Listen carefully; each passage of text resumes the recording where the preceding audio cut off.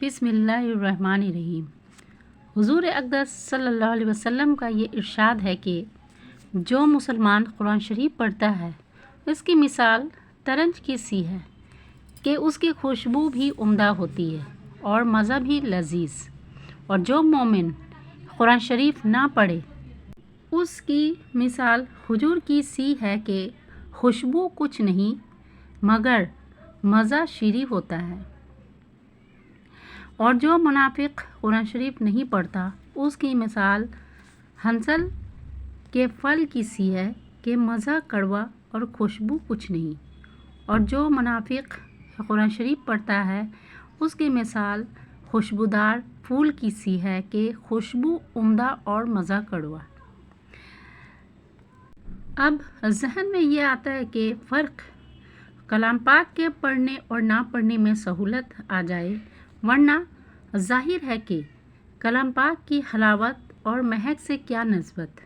तरन जो खजूर को अगरचा इन अशिया के साथ तशबीह में ख़ास निकात भी हैं जो अलूम नबूया से ताल्लुक़ रखते हैं और नबी करीम सल्लल्लाहु अलैहि वसल्लम के उलूम की वसत की तरफ मशीर है। मसलन तरंज ही को ले लीजिए, मुंह में खुशबू पैदा करता है, मैदा को साफ़ करता है, हज़म में क़ुव्वत देता है वग़ैरह। ये मुनाफ़ा ऐसे हैं कि क़रात कुरान शरीफ की ख़ास मुनासबत रखते हैं। मसलन जैसे कि मुंह का खुशबूदार होना, बातन का साफ़ करना, रूहानियत में क़ुव्वत पैदा करना।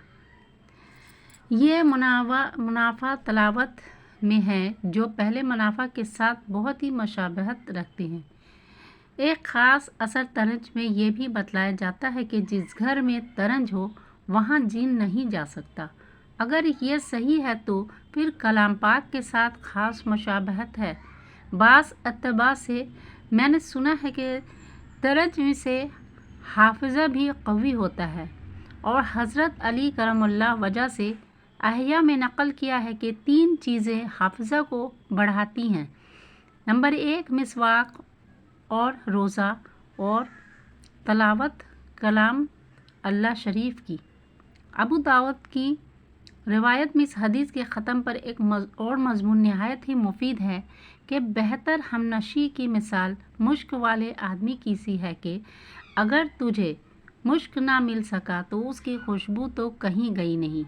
और बदतर हमनशीन की मिसाल आग की भट्टी वाले की तरह से है कि अगर स्याही ना पहुँचे तब भी धुआं तो कहीं गया ही नहीं। नहायत ही अहम बात है, आदमी को अपने हमनशीनों पर भी नज़र करना चाहिए कि किस किस्म के लोगों में हर वक्त नशिस्त व बर्खास्त है।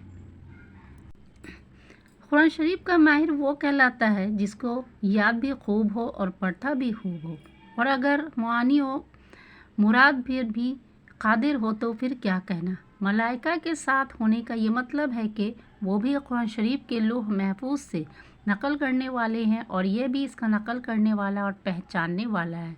तो गोया दोनों एक ही मसलक पर हैं, या ये कि हशर में उनके साथ इज्तिमा होगा।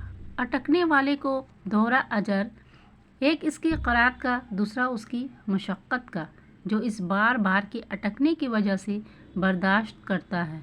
लेकिन इसका मतलब ये नहीं कि ये इस माहिर से बढ़ जाए।